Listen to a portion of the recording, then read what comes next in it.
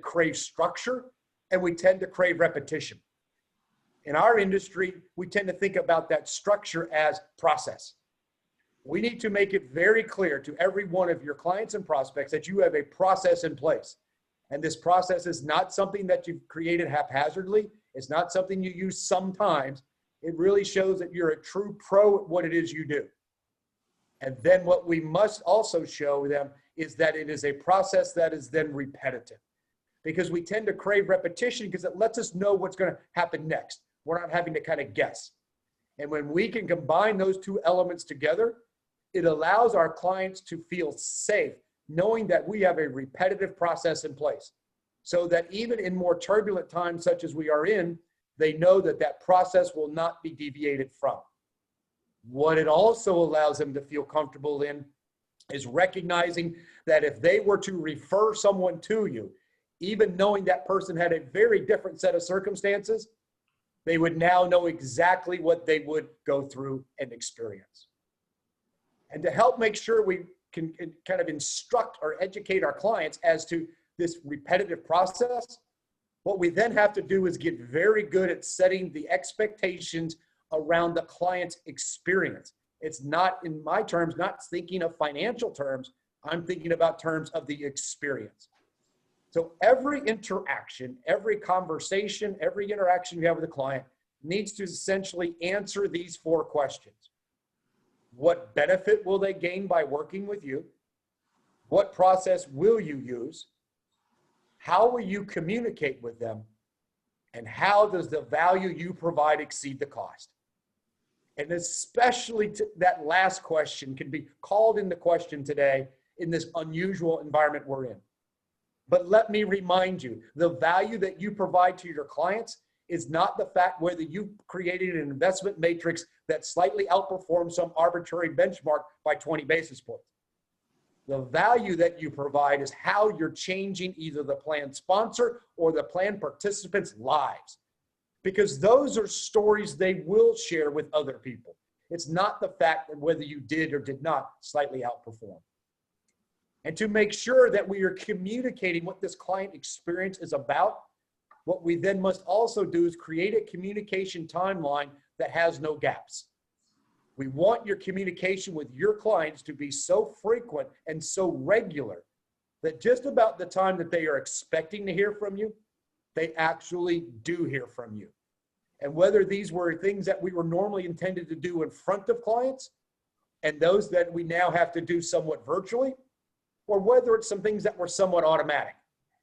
What we simply want to make sure happens is that communication is regular enough that it allows them to feel comfortable in sharing you with someone else, knowing that even if that other person had a very different set of circumstances, they would now know exactly what that other person would experience. We then want to think about creating a client experience that's worthy of a remark. In other words, we want to make it remarkable. And here we need to think about some of other Maslow's needs, and that is, as humans, we have this tremendous need to belong to communities. And the more you can make someone feel part of your community, the more loyal they're going to be to you. And then what we must also do is provide our clients with the proper recognition that they deserve, because just below self-actualization in Maslow's hierarchy is the need for recognition that comes from our peers. So what we want to do is create this remarkable client experience. And in order to do that, what we must do going forward is we must make it extremely personal. Think of the term hyper-personalization. And then we must make every interaction with our clients remarkable. Unfortunately, in my 38 years in this industry, what I've noticed too often is financial advisors will benchmark their clients' experience to other financial advisors. Unfortunately, that benchmark is much too low, because the clients you want to attract are having great experiences in other parts of their lives. And we need to match or exceed those. And that could start to include, why wouldn't we think about redefining some of the significant moments that tend to go unrecognized in our clients' lives?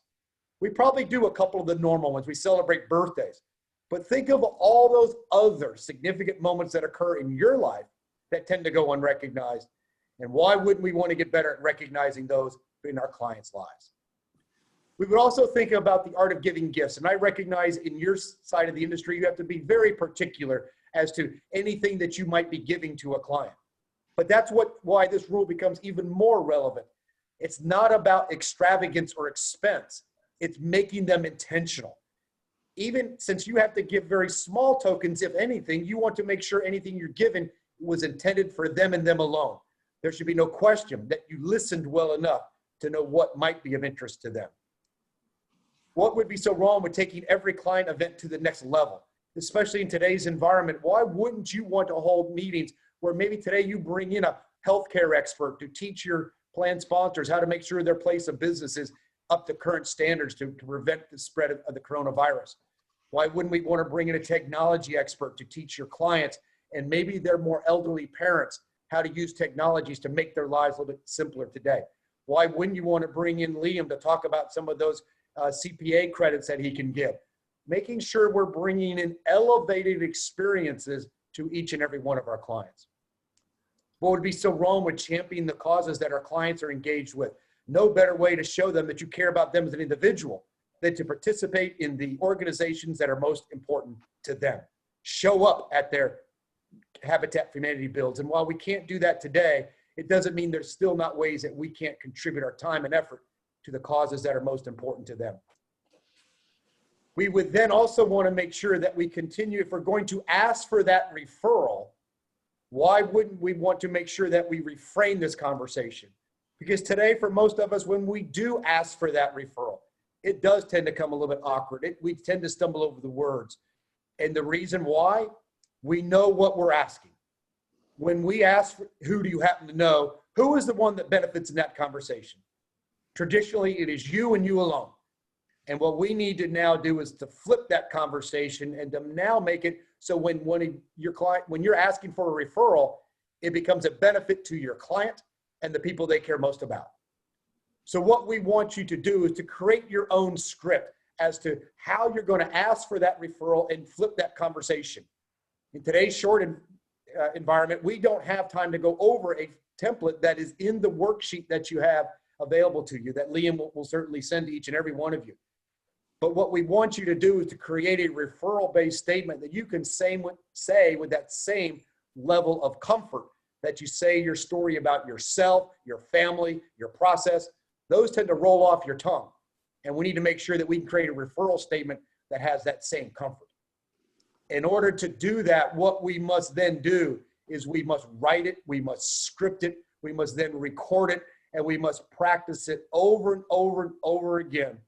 So much so that it just kind of rolls off our tongues. We can no longer do it from that negative posture. And then the last step that we must do is to get very good at expressing our appreciation to our clients for the effort we're asking them to make, sending us a referral, a handwritten note, a small token of appreciation that is now one that is intentional. Because remember, just below that level of self-actualization, what we all seek, whether we want to admit it or not, is the improvement in our self-esteem that comes from recognition by our peers. So we started this brief conversation recognizing that until we can make it safe for someone to give us that referral, we're not going to get the referrals that we deserve. And we do make it safe by creating an environment that is, or a process that is repetitive and communicating with them with such regularity, they now know what someone else would experience. We talked about creating a more remarkable experience by simply elevating every interaction we have with that client to match or exceed the experiences they're having in other parts of their lives. And then we talked about, if we are going to ask for that referral, flipping that conversation from one that has traditionally benefited you and you alone to one that now benefits the client and the people they care most about. Any presentation that goes unused is merely entertainment. There is no intentional entertainment, so there is the call to action to you. And that call to action to you is the 4-page worksheet that Liam has available to you. It goes over, obviously, the things we talked about today and many, many more to help you better understand what the client sees in you when asking for that referral. If you have liked what you've heard today, one last request from me at least would be to connect with me on LinkedIn. There are now 70 full-length articles available to you to better understand what the client sees in you when you ask for that referral. So I do hope today's message has found you to be safe, to be healthy, maintaining that sanity, and hopefully it has also helped you reach for just a little bit better. Dawn, I'm going to turn it back to you, I assume. Yeah, fantastic, Rob. I really enjoyed that. And how often do we overlook those opportunities where we are interacting with clients to ask them for that referral? And by the way, for the advisors on the phone, we'd love to hear from you. We'd love to receive your questions or comments.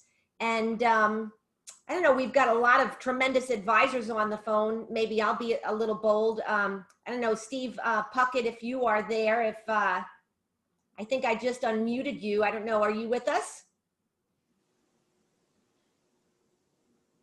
I might not have unmuted him. While I'm trying to unmute him, Randy, let me just ask you a question, because this is such a great topic. Obviously, you're in a sales role. How do you see this playing out in your, everyday activities? I thought the presentation was great, and I think it just, comes back to the advisors that I work with. Steve is one that comes to mind.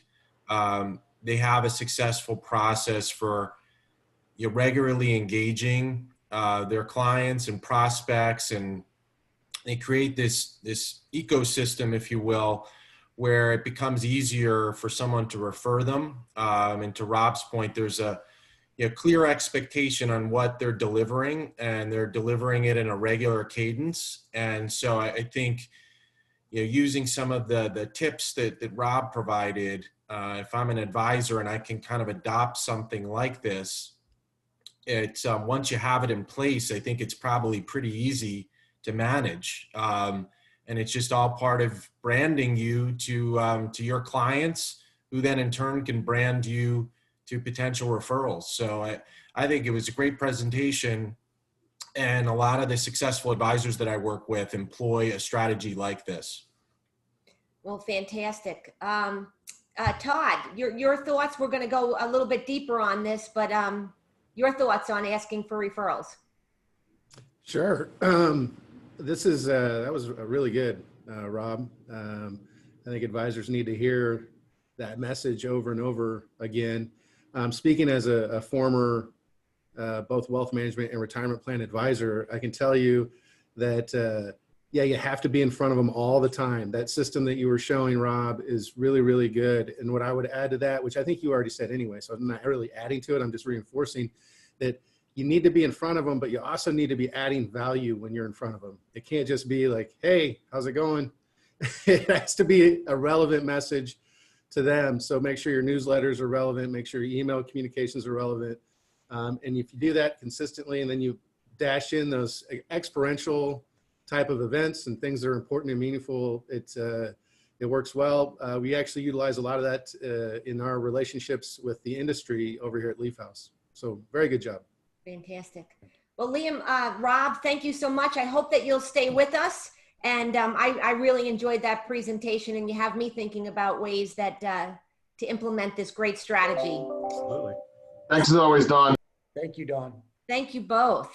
So with that, we're going to toggle right over, Randy, to your conversation with Todd Kading, and I'll let you do an appropriate introduction, and we'll delve deeper into some of these best practices on the advisor front.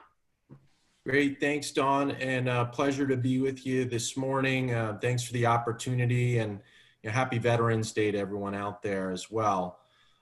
We at Empower have enjoyed a great partnership with Leafhouse for several years, a couple different levels, providing services to plan advisors and plan sponsors, and ultimately to plan participants as well. And so I'm happy to have Todd Kading on the call today with us. Todd's a wealth of knowledge and information, and he has great perspective. I know that we have a cross-section of advisors in the audience, some that even will provide fiduciary and advice services as part of their value proposition to their clients. But with that said, I think Todd's perspective is extremely valuable and relevant in today's environment. So what I'll do is I'll turn it over to Todd to give you kind of the 50,000-foot view of Leafhouse for any of the folks who aren't already aware of Leafhouse and the services that they provide. And then we have a few questions that I'll help facilitate with Todd to get his input. Todd?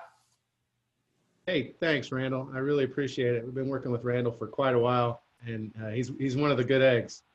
So appreciate you inviting me, and Dawn, your organization's been great. We've done a lot of things with you over the years, especially right here in Austin. We did an event here. Yeah, so really quick, I'm Todd Cady, president and co-founder of Leafhouse Financial. We're a third party, 338 investment fiduciary. We partner with about 1,000 advisors around the country. We work on 50, this is from memory, so don't hold me to it. We work on, I think, 57 platforms with over 40 record keepers. We oversee thousands of plans and about 1 million lives. We're in all 50 states and Puerto Rico, and we have not updated the ADV, so I can only tell you the official ADV AUM numbers, assets under management, is right around 10 billion. But we're updating the ADV, it's a lot higher than that. So anyway, I really appreciate you having me on. Great. Thanks, Todd, for that intro. So I'll jump right in with a few questions just to get your input on some topics I think that are really relevant to all the advisors on the line. Over the past few years, I know from our perspective, we've continued to see a trend towards more advisors working with third-party fiduciary solutions. There's even been a movement that I've observed from 321 fiduciary services to 338 solutions, similar to the one that Leafhouse provides. Can you give us some perspective on the trend and maybe why it's moving that direction, and speak to the basic differences in the level of services that advisors have access to today as it pertains to fiduciary solutions? Sure. So let's start with the fundamentals, because I'm not sure, there's a bunch of different advisors probably watching this, and they have different levels of understanding of this market space, and we work with all of them. So ERISA has sections. Section 3 is the definition section of ERISA. So 3 subsection 21 is a defined role, and 3 subsection 38 is a defined role. So when somebody says you're a 321 fiduciary, what they're saying is that you give advice, but ultimately the plan sponsor has to take action on that advice, and they're never left off the hook for taking that action, if that makes sense. So it's a way to be a co-fiduciary with a plan sponsor and employer, but it doesn't necessarily lift the fiduciary liability off their plate. 338 is the definition section of ERISA that defines an investment manager with discretion. So that's the difference, is advice versus discretion. The discretion leads to an alleviation of the liability of the investment decisions that are made. So that's what we do at Leafhouse, is we literally lift the liability off the plate and the work of the plan sponsor and the advisor. But the key to that is, why we've seen the trend toward the 338 is, number one, it was the advent of the fiduciary rule that came and went and is coming again. And folks wanting to be afraid of being drug in as a fiduciary when there's potential that they can make varying levels of compensation based on decisions that are made, which could lead to prohibited transactions. So we can get into some really, really in-depth stuff there. But as far as trends around those two types of services, we see 321 shrinking as a choice for versus bringing in a third-party 338 because of the legal protection, and also because specifically with us, our 338 offering is so flexible that some of the reasons that advisors would stick with 321 are taken away. One of the reasons that advisors sometimes stick with 321 is because they feel like they're still involved in the investment selection, because if they bring an outside 321 in, they'll usually be given a list of funds that they can choose in each asset category, and it feels like they're part of the process. Whereas most 338s out there have a set lineup, and that's, you get what you get, and you don't throw a fit on that one. But what we did was we built a technology that takes in about 1 billion data points. We use about 27 million data points to analyze about 150,000 different investments.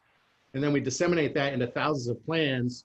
And we're able to have a different lineup if we wanted to on literally every single plan. What that allows us to do is actually design a lineup for the demographics of the plan, but also taking into account the advisor's knowledge and understanding and their relationships with the fund companies around them. So for instance, you have Liam with Franklin. If he has a really good relationship with an advisor, and Franklin has a lot of funds that pass our screening system, we actually use a lot of them. Why wouldn't I want to utilize the Franklin funds with that advisor? He understands them, he can explain them, he knows how they work. If they pass my screening system, then that's why we do it. So that's why we're starting to see that trend move away from 321. And there's also the idea of offloading the work, and also the scalability that we can bring to the table versus the advisor doing all that work themselves. And in the end, that's not the value proposition for advisors, in my opinion. You're only as good as your last investment pick. So to go back to what Rob was talking about earlier and building that value proposition, it's not, did you pick the best small cap value fund? It just isn't. That's not a conversation that inspires loyalty and referrals, because the moment that fund underperforms, you made a bad decision. So it seems like a good idea from a business perspective to outsource that. Hopefully that wasn't too wordy. No, I think that was great. And just to reinforce what you had stated, based on my experience, I think, years ago, as you said, advisors that were more the retirement specialist type advisors, and this still is somewhat the case, but the fund recommendations acting as a 321, or in some cases acting as a 338 themselves, was a part of their value proposition. And I think for some of the reasons that you stated, we're seeing that some of those specialist advisors are working with Leafhouse, and maybe on a certain segment of their plans, maybe some of their smaller plans, to help realize some of those efficiencies that you mentioned and some of that scalability. So the types of advisors, I'm seeing that the types of advisors that are using fiduciary solutions is evolving over time. So we've experienced that with the advisors that we work with. Oh, go ahead, Todd.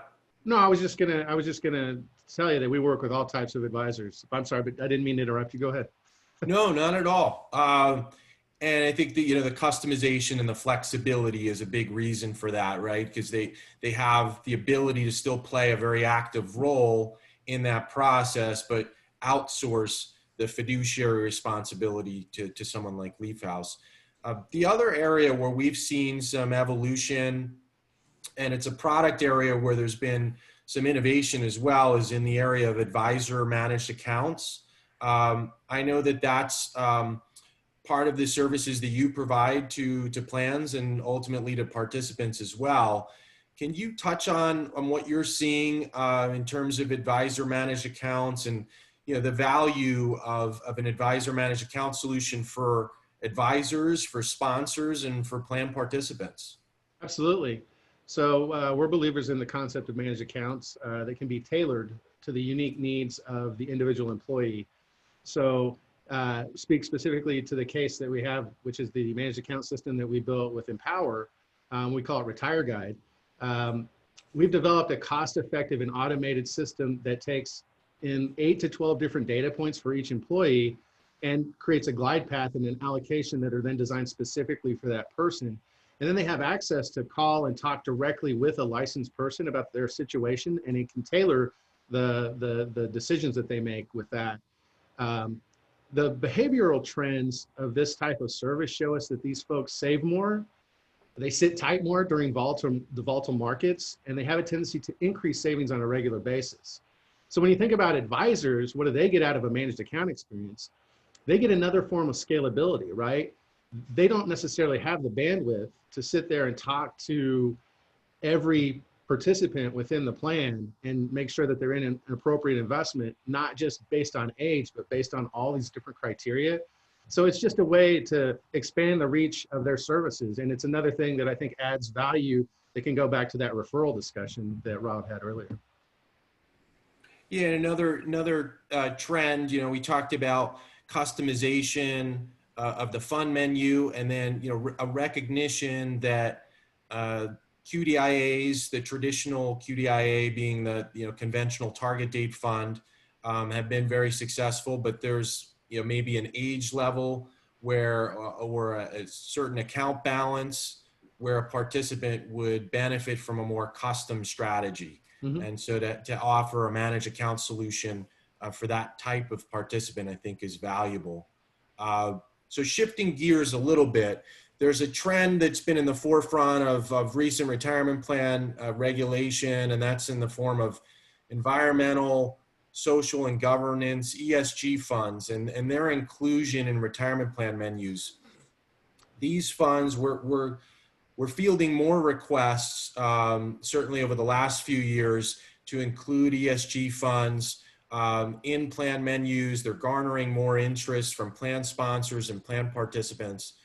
What's your perspective on ESG funds and kind of where we are with them as part of plan menus and the process, if it's, you know, if it's all different from the process that you would maybe employ on just a regular mutual fund? Sure. So you hit on a topic that is really important to us at Leafhouse. We were one of the first national third-party fiduciaries to embrace the use of ESG concepts within ERISA plans. And we actually have two big initiatives that we're part of that kind of speak to this. First, we're the founding educational sponsor for the ESGK certificate program that NAPA is rolling out next year. And we believe that advisors will need tons of education to be able to offer meaningful differentiation in the ESG discussion. And that's why we picked, we partnered with NAPA to design that curriculum and to get it out there to the advisors. The second is we have this system that we built years ago that has, I think we were guessing correctly, it falls right in line with the DOL guidance on implementing ESG into ERISA plans. 401ks and 403bs and whatnot. And it's called LIST. It's the Leafhouse Investment Sustainability Technology. So it speaks directly to what you were asking, which is how is the system different to integrate ESG? And it kind of is, but it isn't, right? So what we do, and this is really rudimentary to explain LIST, but what we do is we use our normal quantitative filters for every fund, not just ESG funds. That gives us a pool of funds to then do a qualitative screening on, which narrows the pool even more. And then we run an ESG screening on those funds. And then we take it one step further. We get funds that pass the screening system that are also ESG, that pass quantitatively, qualitatively. And then we run another qualitative overlay of that to make sure it's not just, you know, they're ESG in the name, but they're not really ESG. and then that is right in line with the Department of Labor's both their guidance from 2018 and the new rules that they just put out, like literally, what, week and a half, 2 weeks ago? Yeah. Yeah, so there'll certainly be increased interest and discussion around ESG funds as we move forward. So I figured it was a timely question to ask and get your perspective on today. Yeah, I would add, you know, why advisors would ask sometimes, why would we bother with a topic that could be a little hot? And it's because it's a demand item. You have plans, and you have, especially in the government space, younger workers, you have a demand for ESG, and if you can fill that gap and at least be there as an educational provider, you're gonna set yourself above all your peers. Yeah, I agree. I mean, I think it's a conversation point that's a differentiator as you're talking to a prospective client and a plan sponsor. Some may be already well aware of ESG options. Some may not, but philosophically, that might really resonate with them and their workforce. And so it's an opportunity for an advisor to really help educate and differentiate themselves from maybe what's currently in place. The last question, and I'll get us out of here so that we stay on schedule. You know, we're perpetually trying to strike a balance when we're working with plan advisors. You know, coming from my perspective as a record-keeping representative, I think that the tendency, certainly in our business, is that the lowest cost investment option is the best, right? And to try and undercut maybe the cost of the program that you're competing against, or to try and utilize all low-cost index funds. And I know there's a balance there philosophically to designing a fund menu. And I'm not just saying this because our friends at Franklin are on this call as well, but we're believers, and as I think you are, in a balanced approach and in active management in certain asset classes. And so can you speak to, striking that balance when you design a menu? I know that there's a lot of flexibility within the Leafhouse solution where, if an advisor or a client was adamant about a certain type of funds, whether it's passive or active, you could design a menu around those types of preferences. But I just wanted to get your input on that kind of, that balance question that comes up quite a bit. Absolutely. So I'll answer this as quickly as possible. Number one, it's never active versus passive. It's active and passive. I think that argument is completely time-based, and it just depends on the time that you're in the marketplace. So it's a balance between those two.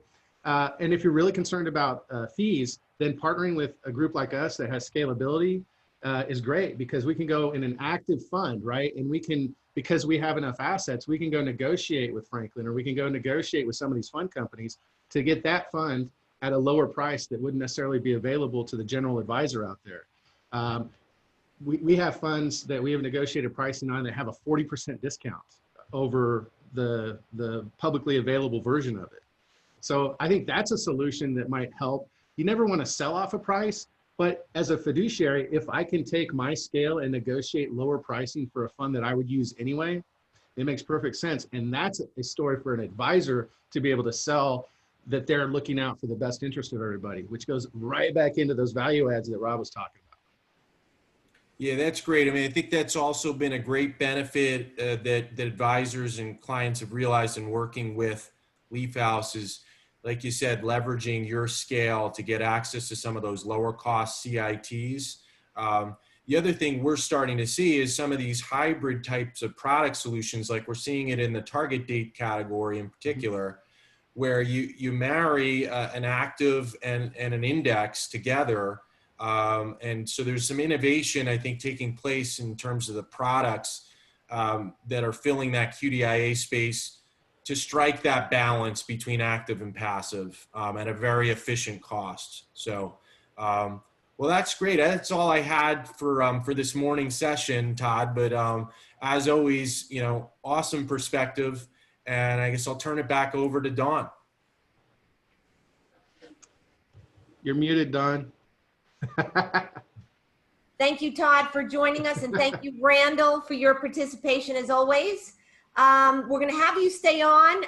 In my follow-up, I'm going to send you the title of a book that Todd has written. And for those of you that are interested, email me back and let me have your address. And Todd is going to send that to you free of charge. So there's a great tool and resource in addition to those named by Liam. So now we're going to bring on deck Brian Wilhite from Prudential and Mark Howell. And I'm going to ask our Terry Ostrich to load up Mark's slides. And we're really excited to be talking about plan design as a differentiator. For those of you that know us here at TPAbenchmark.com, we work with 65 top third-party administrators around the country. We work with wonderful record keepers like Empower. Plan design is obviously a very timely topic in the times that we're living in. I know many advisors have been focusing on this, but what a great subject. Brian, I'm going to have you introduce Mark, and Mark, we're really excited from hearing more about it from you today. Sounds good. Thank you, Don. We appreciate it. Thanks for the invitation, and thank you to everybody for joining. Good morning. As others had stated, of course, happy Veterans Day as well. For those of you who don't know me, my name is Brian Wilhite. I cover Metro New York and New Jersey for Prudential Retirement's record-keeping platform. And obviously, in this very unique environment we're all living through, we're all trying to differentiate and add value to our clients, of course. So with that being said, we have Mark Howell on the line, who's one of our consulting actuaries, who's from our Custom Retirement Solutions team, to kind of talk through some of the relevant plan design topics that have been really resonating in the marketplace, especially recently, given, all of the events we've been going through. Our goal here today is to obviously give you ideas to present to plan sponsors and prospects, hopefully help you grow your business and sound a little bit different in the marketplace. So please, as Dawn has mentioned throughout, feel free to ask questions. You can type them into the comment box. You can reach out to me separately after the meeting as well, because we definitely want this to be interactive and engaging. So Mark also does have an impressive bio, over 20 years of experience working with plan sponsors in defined benefit, defined contribution, and non-qualified deferred compensation plans. He does lead a team of consultants tasked with really providing custom design solutions. He's actually developed multiple proprietary solutions and tools on our systems here today that really focus on predicting human behavior. And he's also, quite frankly, one of the most engaging actuaries I've ever met. So with that, Mark, why don't you go ahead and take it away? All right, thank you, Brian. The nice thing, for those of you who know actuaries, I can make jokes like this. The nice thing about it is that the bar is set relatively low for me. So, don't expect too much out of today, but I will do what I can to make this as interactive and as exciting for you all as possible. So as Brian said, I do lead a team of consultants who at Prudential really specialize in one thing and one thing only, and that is working with our clients and with our advisor partners, people such as yourselves, to really help plan sponsors redesign and reimagine and rethink their retirement program, very broadly speaking, to try to make sure that it's delivering not only the best possible set of outcomes for their employees, right? Everybody here wants that. But I think the more interesting part is to ensure that it's delivering a true ROI on retirement for the plan sponsor. As an actuary with that background, I kind of grew up on the finance side of life. And so a lot of my interactions have really been with the finance side, helping them understand and helping advisors such as yourself be able to position why an investment in retirement can truthfully be an investment in the business, right? Don't think about retirement as a cost center. It can be a profit driver for your organization. And I'll kind of walk you through a few examples of some of the different things that we're seeing out there in the market today. So Terry, if you don't mind, flip into the second slide. And I don't know if you can flip this into slideshow or not. It's kind of shown up on mine. It might be a little bit bigger for everybody's screen if it's in slideshow. Let me see here. Mark, Dawn hasn't given. Dawn, can you give me? Yeah, no, I've got control. I'm good, Terry. Go ahead. Okay. Okay, so do you mind, Dawn, flipping it into slideshow and just put me on the second slide? Sure. Awesome. They're helping out everyone, by the way. I am not as coherent with Zoom, so I greatly appreciate their assistance driving today. But basically, what the second slide will show you then is we kind of at Prudential are looking at the COVID situation that we're all in. Obviously, there's a lot of negatives around it. It's caused intense disruption, for families suffering economic disruption as well. But we really are trying to look at COVID as, in essence, a opportunity as well, right? Because it's created a situation where it has dramatically laid bare the disconnect between a lot of employers' benefits that they offer and what their employees honestly need, right? When you think about all the news stories you were seeing, 3, 4, 5 months ago, kind of in the depths of the shutdown and everything else, there were a lot of organizations were, cutting staff, putting people who had been living paycheck to paycheck in very bad situations. There were a lot of organizations that were having to lean very hard on their employees, right? Those essential workers. And yet at the same time, we're trying to rein in any expense they could to keep the cash flow going. Particularly at hospitals, for example. You heard a lot about hospitals who were being forced to cease any kind of, non-essential surgery and such, while at the same time, they still had nurses and doctors and people who were working really pretty heavily to try to ensure everybody's safety. So we see a lot of opportunity as we come out of this COVID situation to really prepare and redirect the way that we're designing retirement programs to solve for those issues instead of just turning on, what was there beforehand. So let me just ask, I'm still basically just seeing the screen. I don't know, Dawn, if everybody else can see the presentation. Oh, you're not seeing the presentation? I am seeing basically just a static image of the presentation on the first slide. Oh, okay. If everybody else can see it, I'm fine. I'll just sort of Okay. roll with it. There, all right, there we go. Good. And if you can put in slideshow, this slide will make a little more sense. It won't look so jumbled. Really, if you flip back one slide for me, Dawn. Sure.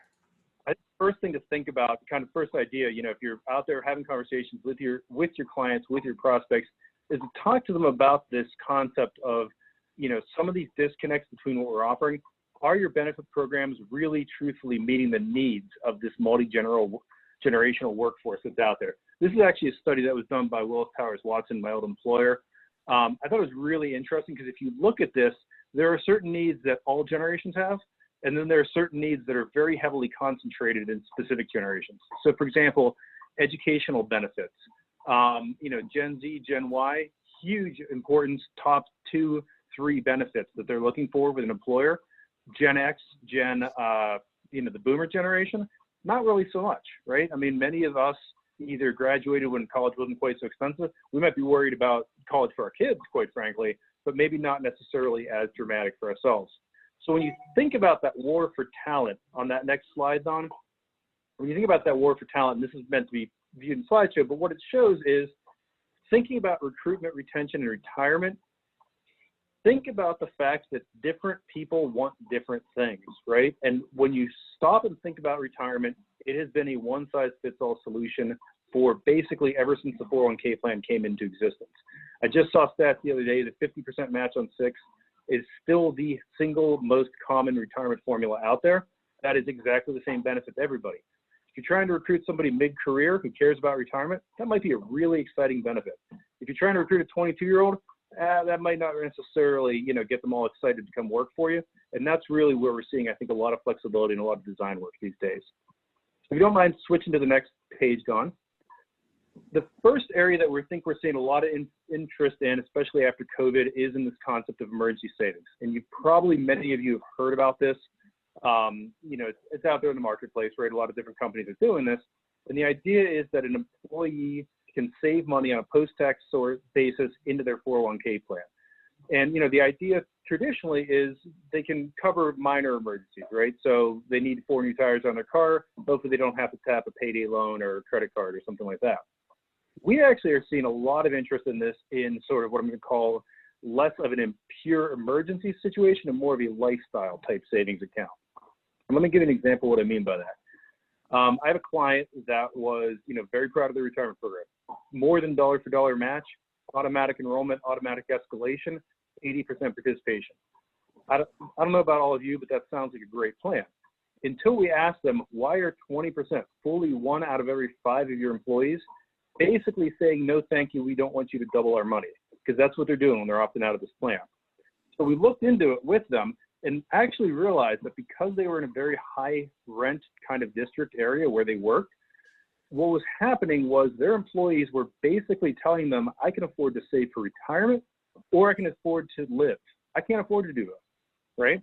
And so we took this emergency savings concept and really expanded it to provide for maximum flexibility across the generations by lifting caps, lifting limitations on it, and telling the employees, look, put as much as you want into this post-tax source. Take as much of it as you want out again, right? Make it easy. Make it an ACH transfer. Don't have, you know, waiting for paper checks and all this stuff that, you know, happened 20 years ago. But make it easy. And what that enabled them to do is their employees can now put the money into the plan. It sort of circles through. They take it back out as they need for life. And some of them that's paying monthly mortgages, monthly rent. Some of them, you know, if they're younger, maybe they're saving for first month, last month's down payment. If they're a little older, maybe they're saving for their kid's wedding.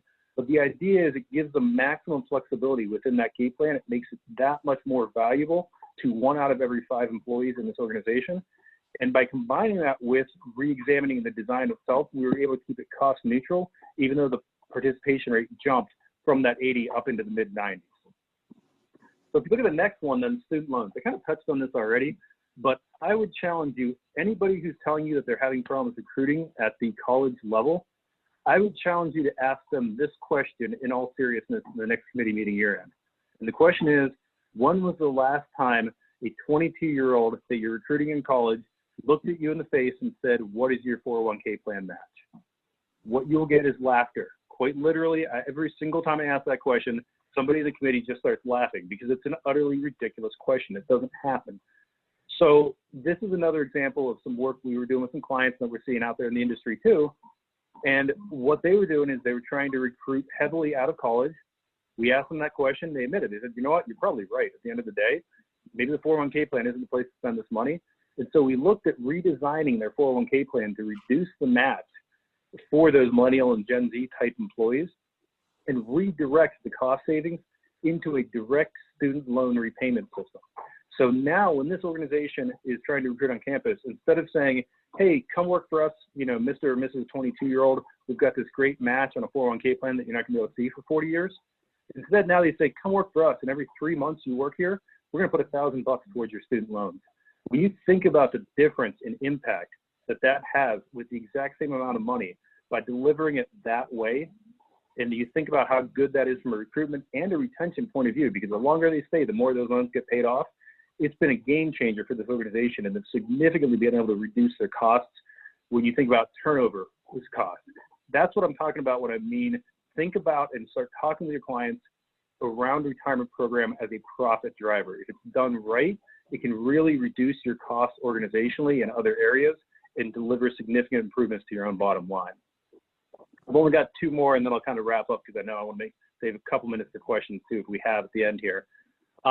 Another alternative we're hearing a lot of out there is around retention bonus concepts, right? Again, when you think about, you know, some of those, in particular, some of those essential worker type groups, right? So grocery workers, things like that. These people have been getting leaned on hard. I mean, I fully admit, I feel bad for them. They're not getting paid great. They're there every day wearing a mask. You know, they're worrying about whether we're wearing a mask, but they're the ones in the store, you know, 12 hours a day kind of thing. A lot of organizations in this situation are getting very, very concerned about what happens when the economy starts to pick up again, because these people are getting burnt out. Quite frankly, they are. And for some of these organizations, they've even had to reduce contributions into the K plan to basically keep the cash coming in so that they can stay open during this pandemic. So a lot of conversations about potentially adding retention bonus programs are in place, right? Offer everybody in your grocery chain $1,000 at the end of the year if they're still around, and then another $1,000 6 months later. The difference in cost between doing that versus having to deal with a turnover is usually, again, profit driving for the organization if they start really thinking about it in that manner.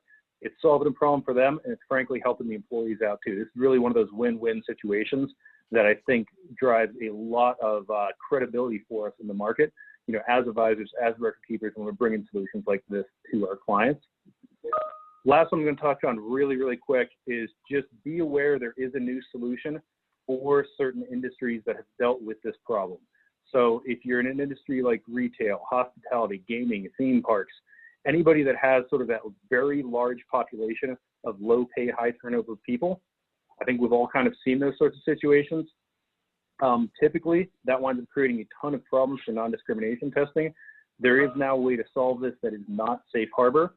If you're interested, and I'm sure if you reach out to Brian or somebody, you know, they can kind of tell you a little bit more, but I do want to be cognizant of time and let there be some time for questions as well. So thank you. Thank you. I mean, I think, you know, these are great insights, Mark, not only on, you know, current clients, but Brian, I'm going to turn it to you because you deal a lot with advisors and helping them prospect, but these are great conversation starters, I think, right? With plan sponsors around what is occurring in their retirement plan and what they could be doing differently. Yeah, absolutely. I appreciate the feedback and the question there, Don. I would completely agree with that. I mean, these are solutions and plan design options. To Mark's point, you know, a lot of plan sponsors out there view their retirement program as a cost center versus something that can actually help them recruit, retain, and ultimately retire their talent. And these are the types of solutions and plan design options that are available in the marketplace that clearly have been moving the needle in the right direction. And for you as advisors, you know, we've talked a lot about funds and fees and obviously fiduciary today, all very important, but everybody's talking about those types of topics. So how do you sound different? And these are the types of solutions that you can bring forth in front of your clients. Do they work for everybody? No, but it is a case-by-case basis. And to Mark's point, if you go in there with an analysis on the program, they're struggling to recruit new talent, you know, maybe it is a student loan assistance offering or especially with everything that's happening with COVID and the pandemic. We've all seen the alarming statistics out there. So how do we help people with emergency savings, and what better way to do it than automated through payroll deduction right into the retirement program? It's wonderful. If it's okay with you, Brian and Mark, I'm going to send these slides out to folks. And again, I think they're just great conversation starters. As you said, you know, it's a door opener to start a different conversation with a plan sponsor that an advisor is trying to win over. And going back to Rob Richardson's point, it's something that adds value, right? To help them attract and retain millennials, or retain workers that are perhaps a bit beleaguered as a result of the pandemic. So I would view this as a great dialogue starter. Absolutely. We appreciate the opportunity to speak with everybody today, Don. Great. And I am going to send out Brian's contact information so that the advisors on the phone can follow up with him and dialogue around ways that that he can support your efforts in this arena. And this is great. I thank you very much, Mark and Brian, for your time today. We've had a very diversified discussion, and we want to end it on a very practical note. We're talking about, you know, gearing up, moving into 2021, but yet there are still opportunities to win business yet here in 2020. And the most fruitful of those, perhaps, is the area of cash balance. Carlos Torice joins us from Kravitz Inc. He is the Northeast Regional Sales Director. Many of you on the phone know Carlos. And Carlos, thanks for joining us today. Thank you for having me, Dawn. Happy Veterans Day. Fantastic. It certainly is. We're very grateful for all those that served. And Carlos, is it too late to put in a cash balance plan yet this year? Absolutely not, Dawn. As a matter of fact, we are right in the middle of cash balance sales season. I mean, it's hard to believe that we're approaching mid-November. This year has been a complete blur. We probably do 75% of our business is done from about Labor Day through the end of the plan year. So this is when we reap the benefits of all of our hard work and all of the meetings and all of the illustrations that we've run.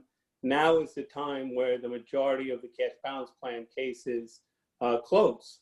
Mm-hmm. What's the deadline, Carlos? So basically, I know that you've told me that Kravitz often is working like New Year's Eve to get these things installed. But I mean, what's the deadline for a plan sponsor to make a decision and get a cash balance plan installed? I mean, how far towards the end of the year do you go with this?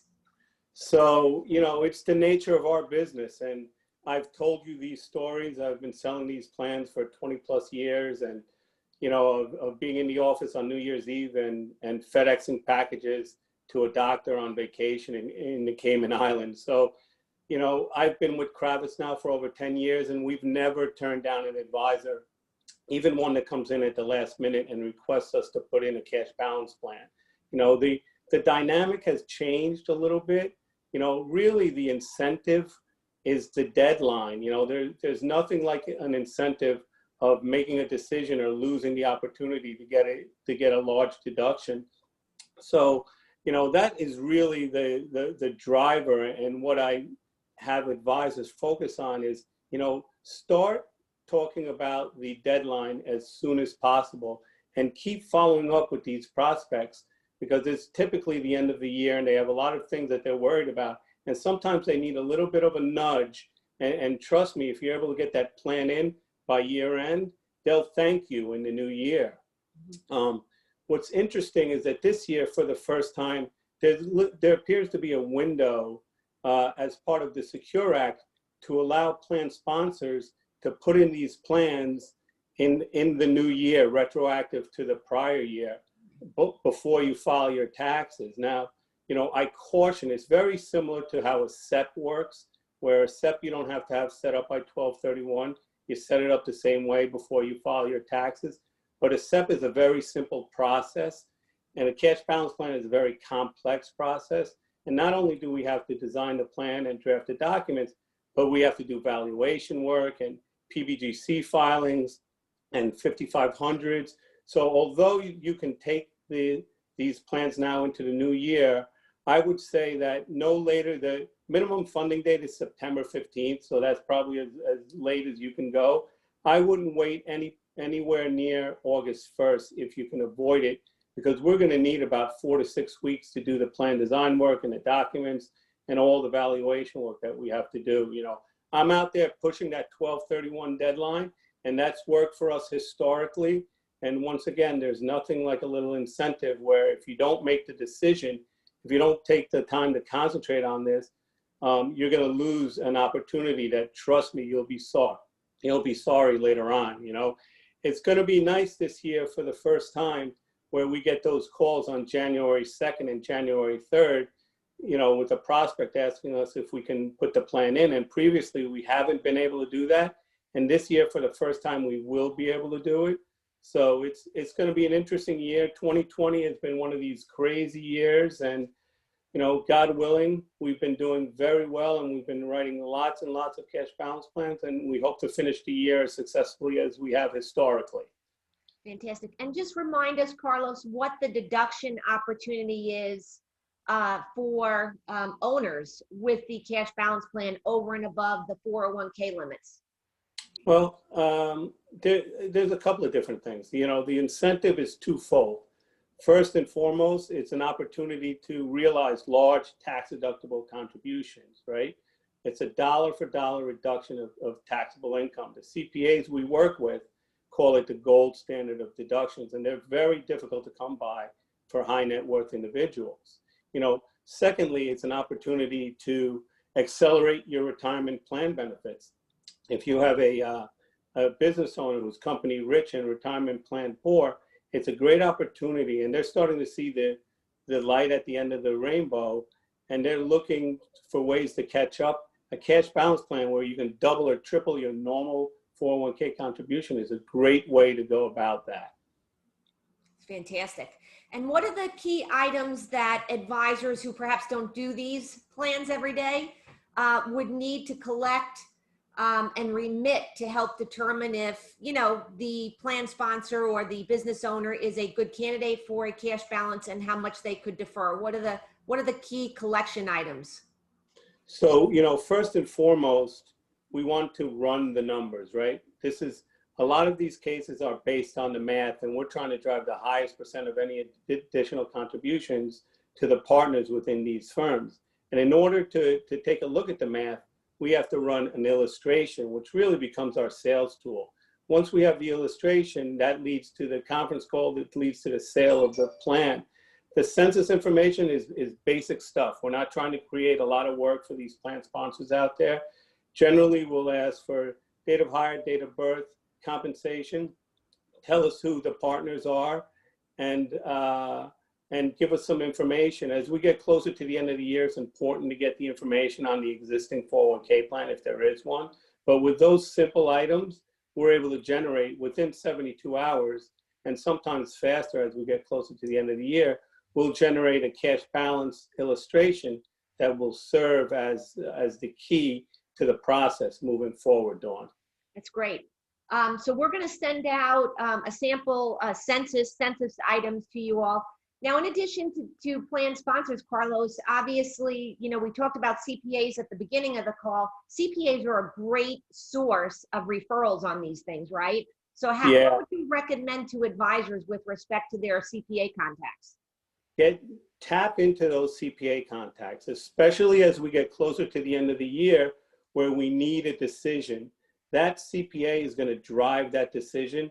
And 9 out of 10 times, that CPA is going to have to sign off on the cash balance plan before that plan is implemented. So get that CPA involved as early as possible and work with that CPA. You know, over the years, we've worked with lots and lots of CPAs, and not only are they a great source to refer these plans to you and to help these clients make a decision, but for those advisors out there and CPAs who have had, you know, bad experiences with cash balance, and the CPA is going to shoot you down for whatever reason, I'd rather know that sooner rather than later.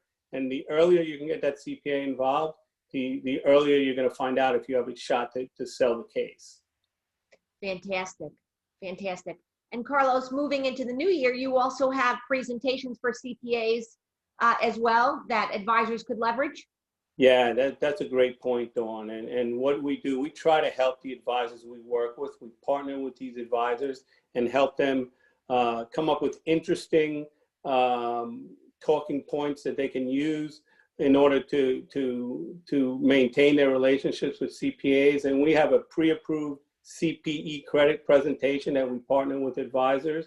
It's a 55-minute presentation. We do all the heavy lifting. All we ask is that the advisor fill the room.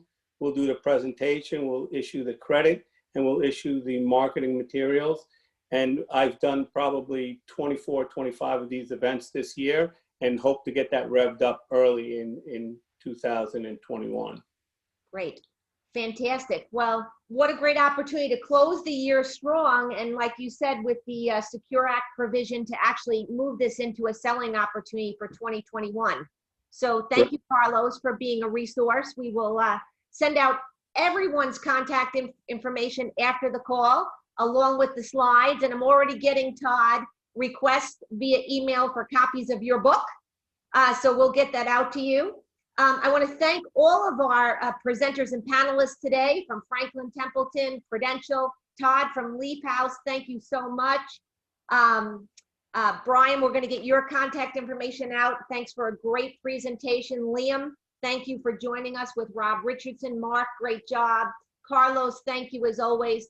Randy Iovino, thanks for partnering with us. Todd, we hope to have you back again. Please join us for our next webinar, December 9th. We'll be submitting everyone's names for your Fi360 credit, and we'll get that email out to you. Please let us know how we can serve you in the future. And you all have a great rest of your day. Thank you for joining us today. Thank you, Dawn. Thank you. Thank you.